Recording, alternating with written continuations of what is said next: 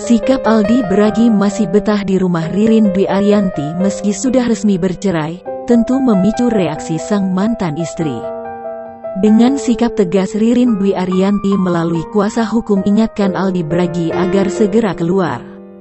Aldi Bragi masih belum tinggalkan rumah Ririn Dwi Ariyanti meski sudah resmi bercerai. Kuasa hukum ingatkan agar segera keluar. Namun mengejutkannya, meski sudah resmi bercerai, keduanya masih tinggal satu atap. Padahal, rumah yang ditinggali mereka diketahui adalah rumah pribadi Ririn. Sang kuasa hukum juga menyebut apabila Ririn sudah memiliki finansial yang baik sebelum memutuskan untuk menikah. Itu adalah rumah Ririn, pemohon harus menyadari hal itu ya. Pemohon harusnya punya harga diri dong.